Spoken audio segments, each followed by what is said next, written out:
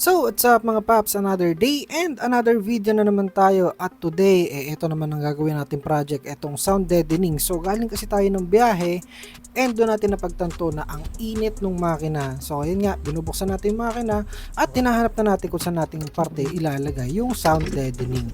So, part nito, magpabaklas tayo nung harapan ng ating sasakyan. So, kung Kia, Karga, mga L300, perfect na perfect tong product na to. So, ito yung sound deadening na to.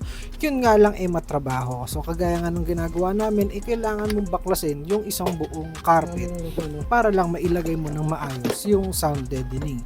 So, itong sound deadening na to, hindi lang init yung kaya niyang ma-eliminate, kundi yung ingay na rin kaya niyang mabawasan. So hindi siya totally mawawala, pero kaya niyang mabawasan yung init. So yung sound deadening, alam ko ginagamit din ng iba kahit mga nakatama raw, nilalagay din nila. So bakit? Dahil din sa ingay. So para ma-lessen yung ingay, isa to sa pinaka-perfect na product na pwede niyong gamitin. So madali lang siyang gamitin.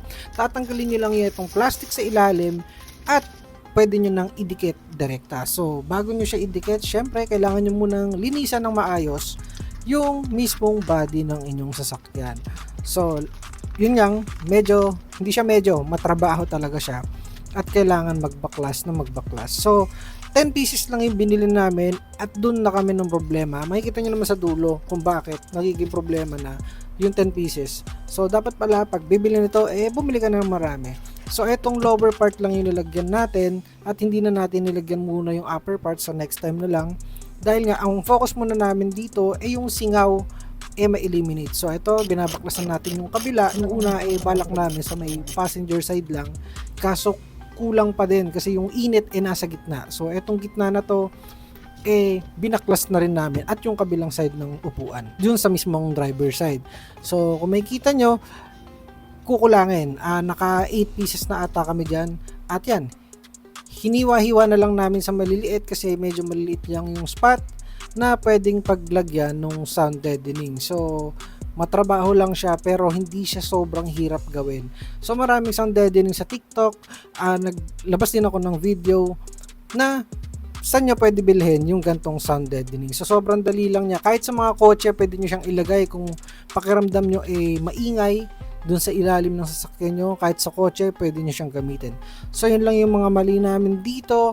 Kulang kami ng binili. Dapat pala bumili kasi binaklas mo na, sulitin mo na yung pagbaklas mo.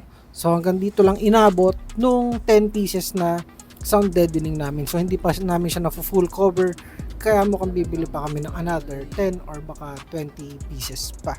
So yun, madali lang naman mag-install nito, hindi kayo mahihirapan, ididikit nyo lang. Ang mahirap lang dito magbaklas ng carpet. So ito na yung end result na ginawa namin. So hanggang dito lang sa may linya na to kasi may rubber seal. Ayaw namin naman takpan yung rubber. Kasi yung rubber mismo yun yung pumipigil sa init. Kaso kasi kulang pa rin siya. So, pinaka the best talaga is maglagay na tong sound deadening. So, yung iba, nilalagay nila insulator. Pwede rin namang insulator. Kaso nga lang kasi, kapag insulator, pag bubuksan mo yung makina, matatanggal, ganyan. Tsaka hindi siya nakafix. Unlike ito, nakafix. So, yun. After na baklasan, kabitan na uli ng mga binaklas. So, ito na yung pinakamadaling part. Ibalik kung ano yung binaklas. Wag lang may sobrang tornilyo. So, yun. Pinakamadaling bagay sa lahat na ginawa namin.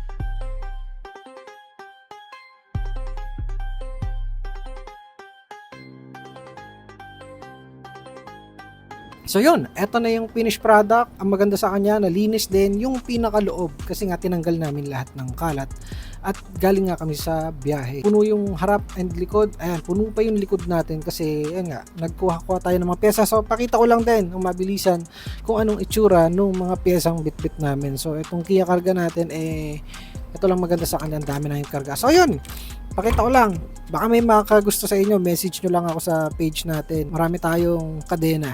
So ayan, mga kadena, 4 to 8, 110. Binibenta ko 50 pesos na lang, baka gusto nyo bilhin. So ayan, marami tayong binibenta mga pyesa, nandun pa lahat. At ito na yung first impression namin, kung tumahimik ba or hindi after namin ikabit yung sound deadening. So ayan, testing na natin yung kanyang tunog kapag mandar.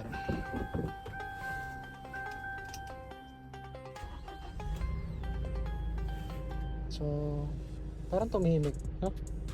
Medyo nabawasan yung tunog. Sa init na lang natin matetesting yan, pero matetesting na natin yan kapag na long ride natin ulit. So, yun. Thank you for watching at tapos tayong mag-DIY ulit. Till the next vlog, babush!